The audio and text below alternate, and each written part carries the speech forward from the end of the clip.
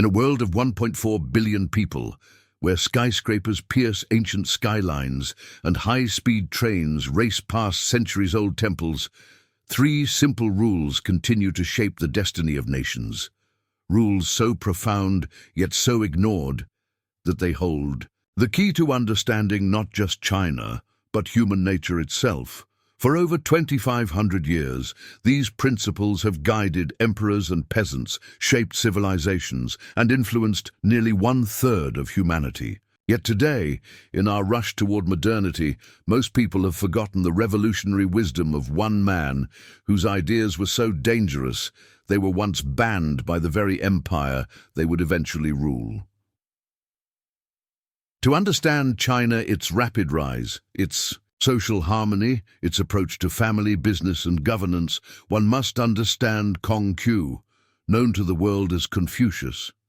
And to understand Confucius, one must grasp the three transformative rules he discovered through a lifetime of struggle, exile, and profound insight. Today, we journey from the chaos of ancient China to the corridors of modern power, from village temples to corporate boardrooms, to uncover why these three principles, honored by millions, might just be the secret to a life well lived. The year is 551 BCE. China bleeds. The once mighty Zhou dynasty crumbles like autumn leaves, its authority scattered to the winds of war. 7 major kingdoms tear at each other's throats in what historians call the Spring and Autumn Period, a euphemistic name for an age of unprecedented violence and social decay. Picture this world. Warlords burn cities to assert dominance, nobility abandons moral codes for military advantage, and common people flee from kingdom to kingdom, seeking safety that never comes. The ancient ways, the sacred rituals that once bound society together, lay trampled beneath the boots of ambitious generals. In the state of Lu, nestled in what is now Shandong province, merchants shutter their shops as armies march past. Farmers abandon their rice paddies, not knowing if their crops will feed their families or enemy soldiers. The social fabric that held communities together for centuries unravels thread by thread. But in this maelstrom of destruction, in a modest home where the scent of burning incense mingles with the practical smells of daily life cooking fires, worked leather, ink, and bamboo, a pregnant woman named Yan Zhengzai prepares for birth. Her husband, Kong He, serves as a minor military officer, a man of humble origins who has climbed through merit rather than birthright. She does not know that the child stirring in her womb will become the most influential philosopher in human history. She cannot foresee that his ideas will outlast the very kingdoms now tearing China apart, or that billions yet unborn will look to her son's wisdom for guidance. The world into which Confucius will be born rewards only strength and cunning. Might makes right. The weak serve the strong. Honor is a luxury few can afford when survival is at stake. Traditional values, loyalty, benevolence, proper conduct seem as obsolete as bronze weapons in an age of iron. The boy who would become Confucius enters the world under circumstances that ancient Chinese would consider deeply inauspicious. His father, Kong He, dies when the child is barely 3 years old, leaving Yan Zhengzai to raise their son in genteel poverty, a widow, struggling to maintain dignity while counting every grain of rice. The boy carries water from the well before dawn, helps his mother with sewing to earn copper coins, yet still finds time to practice writing characters in the dust with a stick. Neighbors whisper, some with pity, others with admiration, about the serious child who asks questions no 7-year-old should ponder. Why do people hurt each other? What makes a person good? At age 10, Confucius discovers the remnants of the ancient world in loose, forgotten temples. While other children play at war games, he watches elderly priests perform rituals unchanged for centuries, ceremonies honoring ancestors, celebrating harvests, marking life's sacred transitions. Here, in these islands of tradition surrounded by Seas of chaos, he glimpses something profound. The rituals captivate him not for their pageantry, but for their purpose. They create order from chaos, meaning from randomness, community from isolation. He begins to understand that ceremony isn't empty performance, it's the visible expression of invisible truths about how humans should relate to each other. By 15, his reputation for learning spreads throughout Lu province. But this is no bookish prodigy lost in abstractions. Confucius works as a clerk, managing granaries and accounting for livestock, learning that wisdom means nothing if it cannot improve real lives. He watches corrupt officials skim rice from public stores while families starve, sees talented people passed over for promotion because they lack the right connections. At 19, he experiences the first great crisis that will shape his philosophy. His beloved mother falls gravely ill during a harsh winter when their resources are nearly exhausted. Night after night, he sits beside her bed, holding her hand, watching helplessly as fever burns through her frail body. Yan Zhengzai dies whispering, her son's childhood name, leaving him completely alone in a hostile world. The funeral empties their savings. Confucius performs the mourning rituals with perfect precision, honoring his mother with ceremonies their ancestors would recognize, creating meaning from devastating loss. The next decade brings a series of minor government positions overseeing public works, managing tax collection, serving as magistrate of small towns. Each role teaches him painful lessons about human nature. He sees how power corrupts, how good intentions get twisted by political necessity, how ordinary people suffer when leaders prioritize personal gain over public welfare. At 35, now calling himself Confucius Master Konghe, makes a decision that astonishes his contemporaries. He resigns from a promising government career to become a teacher. His friends think he's gone mad, who abandons security to educate. Poor students who can't pay tuition. His teaching method is unlike anything seen before. Instead of lecturing from ancient texts, he asks questions. What is the difference between knowing something and living it? How do we balance personal desires with social responsibilities? What does it truly mean to be human? The students come from all backgrounds, farmers' sons alongside minor nobles, aspiring officials next to young merchants. Confucius treats them equally, judging only their eagerness to grow in wisdom and virtue. Word spreads across the region. There is a teacher in Lu who believes anyone can become noble through character development. But by age 50, frustration mounts. His students flourish, but the larger world remains mired in violence and corruption. Idealistic governors who invite his advice are quickly replaced by pragmatic warlords. His proposals for governmental reform gather dust while armies march across the countryside.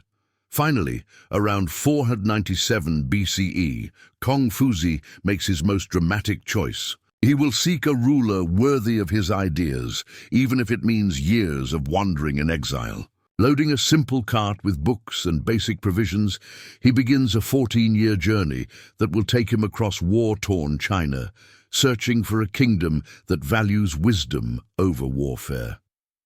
It is during this period of rejection and hardship that Confucius discovers the three principles that transform his personal philosophy into universal wisdom. In poverty and exile, he will learn that the greatest wisdom comes not from books, but from the courage to live by uncompromising principles. In a compromising world, after decades of observation, teaching and exile, Confucius distills his insights into three transformative principles. Not rules for external behavior, but internal revolutions that change everything about how we see ourselves and others. These aren't commandments handed down from above. They're discoveries made through lived experience, tested in the crucible of human relationships. The first rule challenges everything most people believe about strength and success. The second overturns our assumptions about freedom and spontaneity. The third demands we abandon our most cherished illusions about human nature. The character Ren combines two elements, person and two. Two people in relationship, this is the essence of being human. Confucius revolutionizes ethics by declaring that we cannot become fully ourselves alone. We become human only through caring for others. Confucius teaches this through story, not abstraction. A student asks, "Master, what if someone hates me unjustly?" The expected answer might be, hate them back or ignore them. Instead, Confucius responds, examine yourself. What in your behavior might have caused this reaction? Even if their hatred is unjustified, can you respond in a way that brings out their better nature? In modern Beijing, CEO Zhang Wei applies this principle when a competitor spreads malicious rumors about his company. Instead of retaliating, he invites the rival to collaborate on an industry-wide initiative to improve working conditions. 6 months later, the former enemy becomes a trusted ally. But Confucius' concept of Ren goes deeper than conflict resolution. It transforms how we understand success itself. Most people pursue achievement to stand above others. Ren suggests we achieve fulfillment by lifting others up alongside us. The second rule seems to contradict everything modern culture teaches about self-expression and authenticity. Lie, often translated as ritual or propriety, appears to demand conformity. Confucius reveals it as the secret to genuine freedom. Watch a master perform the tea ceremony. Every gesture seems prescribed, yet within these constraints, infinite subtlety emerges. The ritual doesn't suppress personality.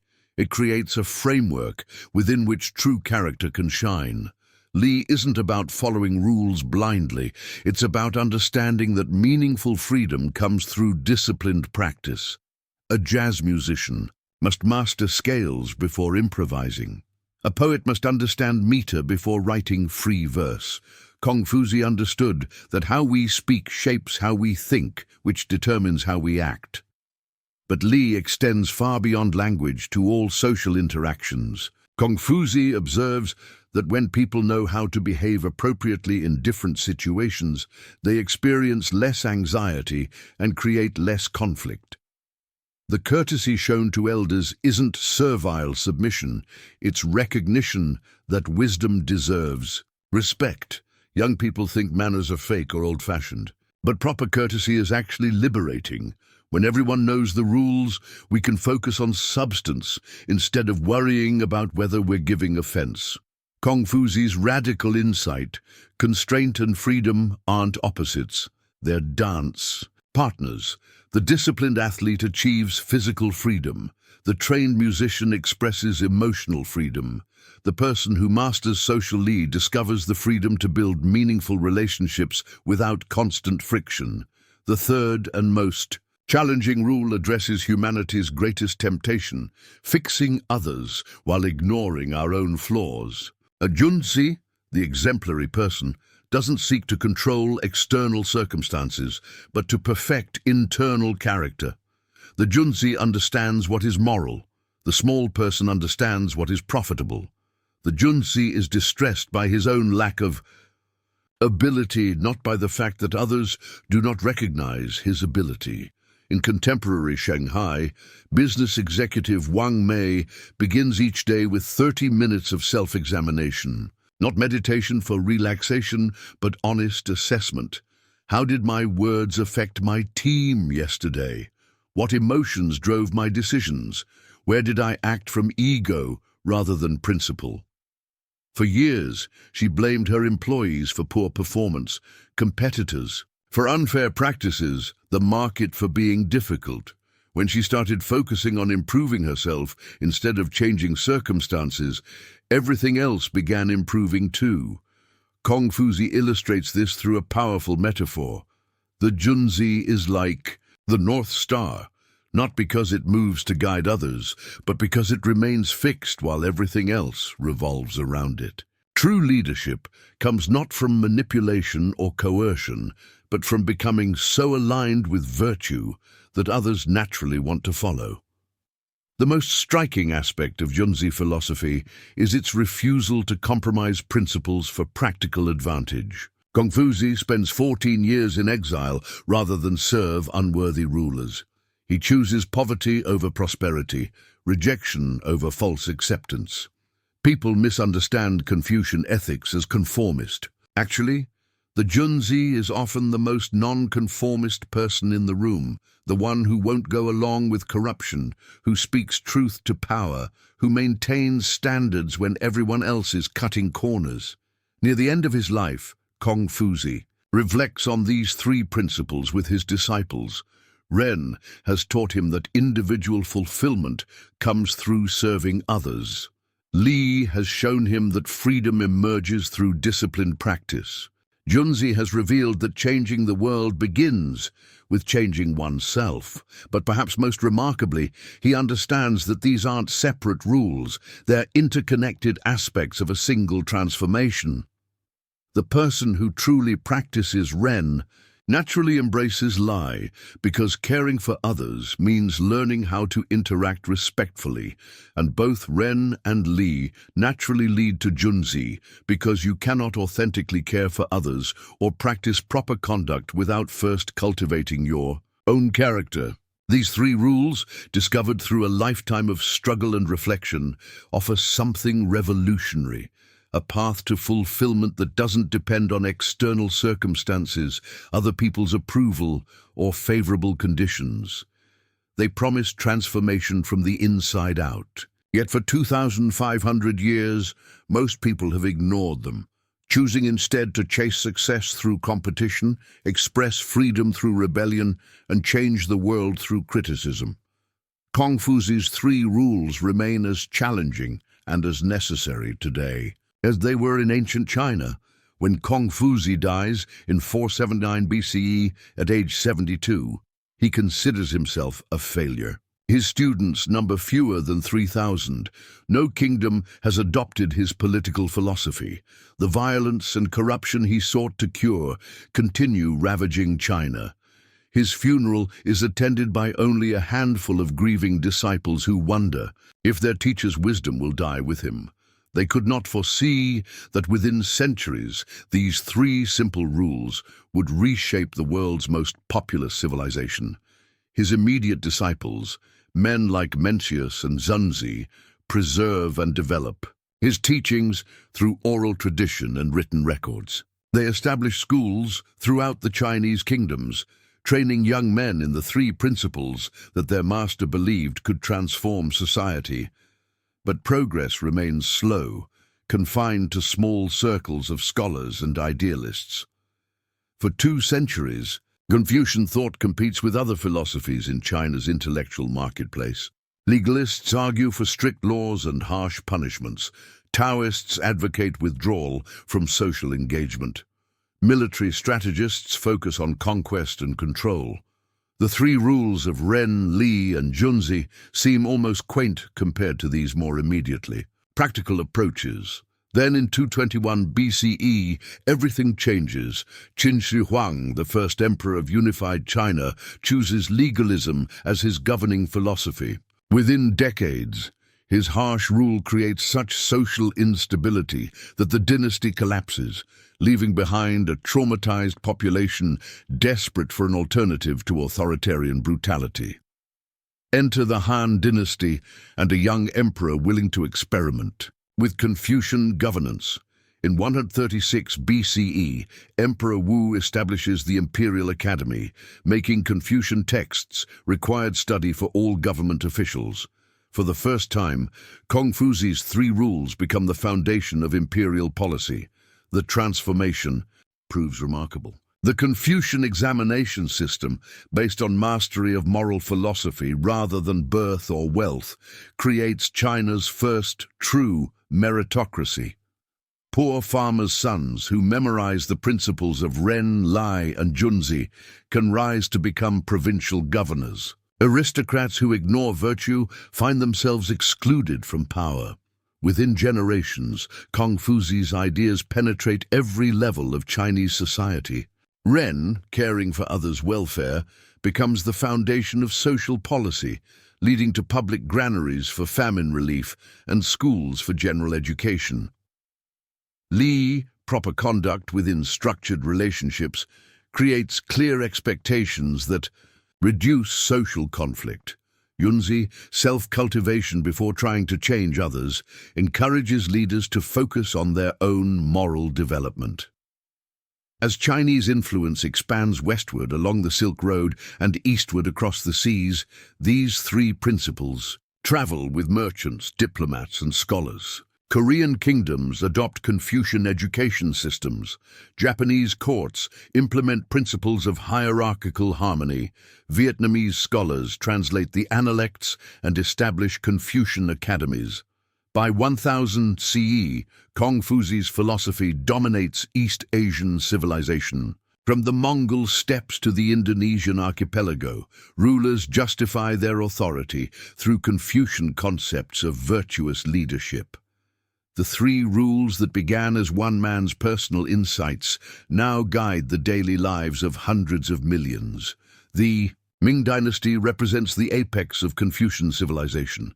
The imperial capital at Beijing becomes a showcase of Lai, elaborate ceremonies that demonstrate proper relationships between ruler and subject, father and son, teacher and student. The Forbidden City itself embodies Confucian principles, with architectural layouts that reflect social hierarchies and moral order. But perhaps more significantly, the three principles reshape Chinese intellectual life. Ren encourages scholarship, focused on practical benefits for society rather than abstract speculation. Li creates literary and artistic traditions that emphasize harmony and balance. Yunzi ideals inspire generations of scholar officials who see government service as moral calling rather than career opportunity. Even when political upheavals challenge Confucian institutions, the underlying principles prove remarkably resilient. The Cultural Revolution officially denounces Confucius as a feudal relic, yet informal surveys reveal that most Chinese families continue practicing Confucian values in private, respecting elders, prioritizing education, emphasizing collective welfare over individual desires. The economic miracles of Singapore, South Korea, and Taiwan in the late 20th century prompt renewed global interest in Confucian principles. Business schools study how Ren-based management creates more loyal workforces. Political scientists analyze how Lai-structured societies maintain stability during rapid change. Leadership programs explore how Junzi development produces more effective executives. Today, as China reasserts itself on the world stage, Confucius' three rules are once again reshaping international relations. Chinese diplomacy emphasizes mutual benefit, respect for cultural differences, and leading by example rather than coercion. From a funeral attended by dozens to a philosophy embraced by billions, Confucius' three rules have proven their power to endure across millennia and transform across cultures. But their greatest test may still lie ahead. Can ancient wisdom guide humanity through the challenges of the modern world? At 6 a.m. in Shanghai, Li Wei begins his day not with coffee or news, but with 5 minutes of quiet reflection, a practice his grandfather taught him, rooted in the Junzi tradition of daily self-examination. As CEO of a major technology company, he could easily begin each day responding to urgent emails or reviewing financial reports. Instead, he asks himself three questions that Confucius would recognize. How can I serve others today? How can I conduct myself properly? How can I grow in wisdom? His American colleagues think this is mystical nonsense, but these few minutes determine everything about how he leads his company. When he starts from Ren, caring about others' welfare, his decisions become clearer, his relationships stronger, his results better. Li Wei's company implements what he calls Confucian capitalism, business, practices based on the three forgotten rules. When competitors try to poach his best engineers with higher salaries instead of counterbidding, he focuses on creating an environment where people feel genuinely valued.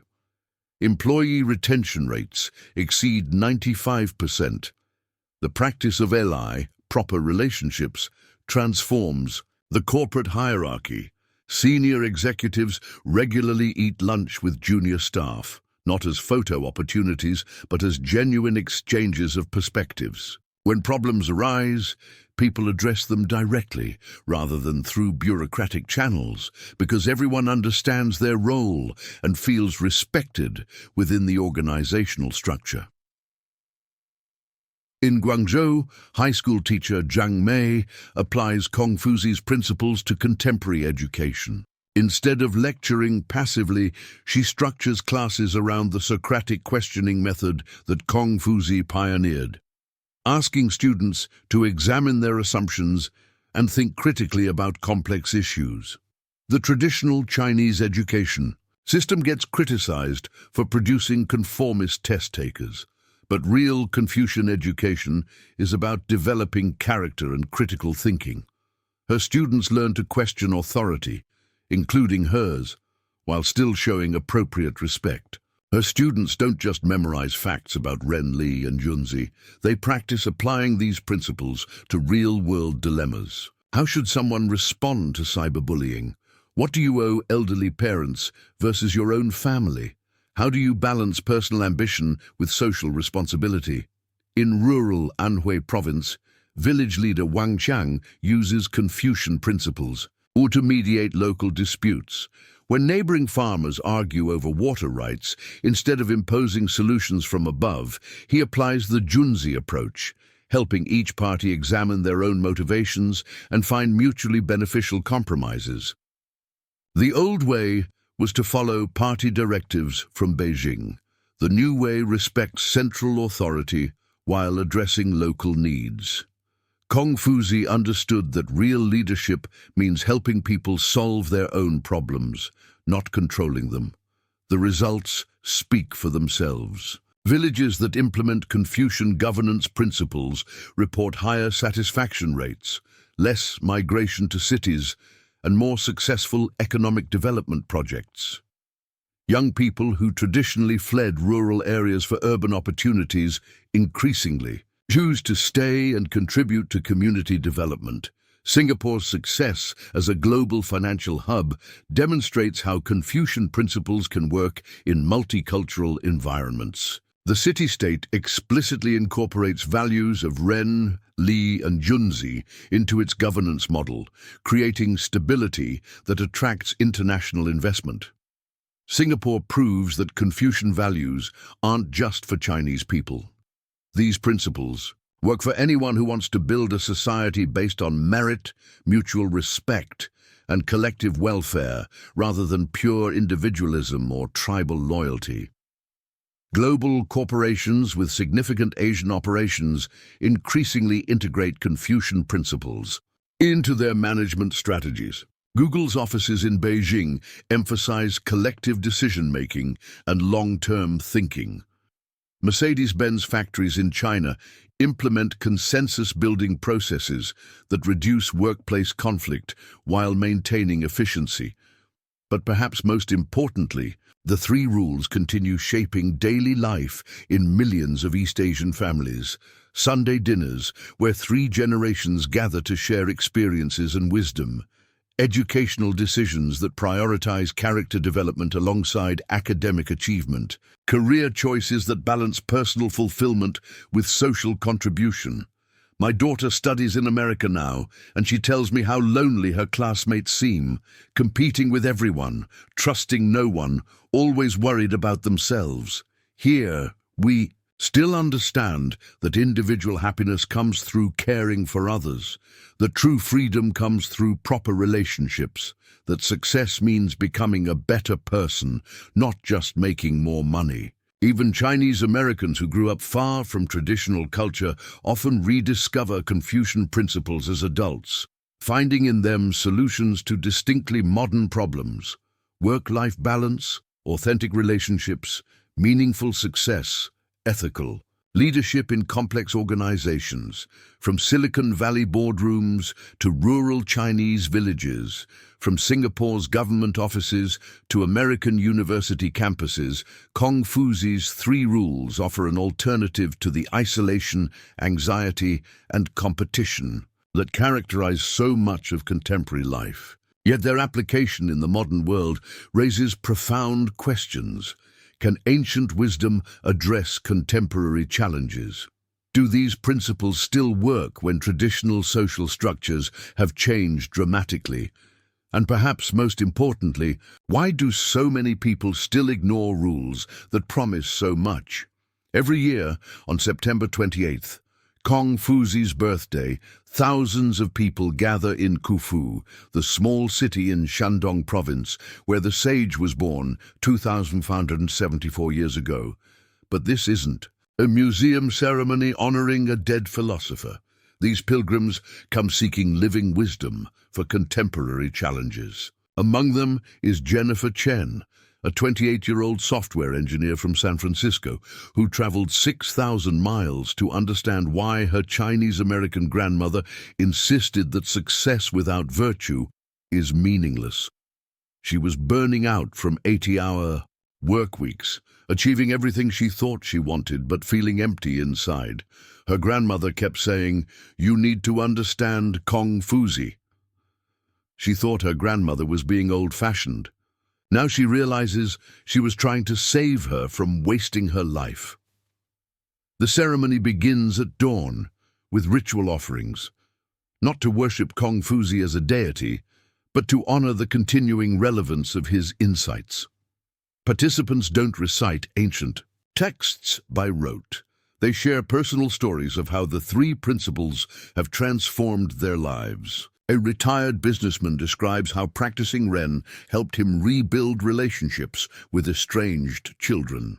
A young teacher explains how embracing Li created classroom environments where learning flourishes. A government official reflects on how Junzi ideals guided ethical decisions under pressure. What strikes observers about contemporary Confucian practice is how personal and practical it's become. People aren't following rules imposed by authorities. They're choosing principles that make their lives more meaningful and their relationships more authentic. Around the world, Confucius institutes in over 500 universities don't just teach Chinese language. They explore how ancient principles apply to modern global challenges. Students from Nigeria, Brazil, and Sweden discover that the 3 rules offer alternatives to purely individualistic or purely collectivist approaches to social organization. In practical terms, the 3 principles manifest in unexpected ways across cultures. Community gardens, where neighbors practice Ren by sharing resources and knowledge, restorative justice programs that emphasize Lai, proper relationships between offenders, victims, and communities. Leadership development programs that focus on Junzi character formation rather than technical skills alone. Silicon Valley companies increasingly incorporate Confucian principles into corporate culture, not as exotic Eastern mysticism, but as practical solutions to persistent problems. How to maintain ethical standards under competitive pressure, how to balance individual achievement with team success, how to create sustainable business practices that serve all stakeholders. People ask if our ancestors' ideas are still relevant. Look around. Are people still struggling with relationships, still seeking meaning beyond material success, still trying to balance personal desires with social responsibilities? The questions Confucius addressed are eternal human questions. Among younger generations globally, interest in Confucian principles grows not through institutional teaching, but through personal discovery. Social media groups dedicated to discussing Ren, Li, and Junzi attract millions of followers seeking alternatives to both toxic individualism and mindless conformity. They find in Confucius' 3 rules what their ancestors discovered: a pathway to fulfillment that doesn't depend on external validation, a source of strength that grows through serving others, a definition of success that encompasses both personal growth and social contribution. As we face unprecedented global challenges, climate change, technological disruption, social fragmentation, Confucius' 3 forgotten rules offer something revolutionary: the possibility that individual transformation can create social transformation, that ancient wisdom can address contemporary problems, that the path to a better world begins not with changing others, but with changing ourselves. The question is not whether these principles are relevant to modern life. The question is whether we have the courage to practice them when everyone around us chooses easier paths. Confucius died thinking himself a failure, but his 3 rules continue transforming lives 2,500 years later. Perhaps that's the ultimate validation of his philosophy: wisdom that endures not because it's imposed, but because it works. Rules that remain revolutionary precisely because so many people continue to ignore them. In a world obsessed with quick fixes and life hacks, Confucius offers something more challenging and more rewarding: 3 principles that promise not immediate success but lasting transformation. The choice, as always, is ours.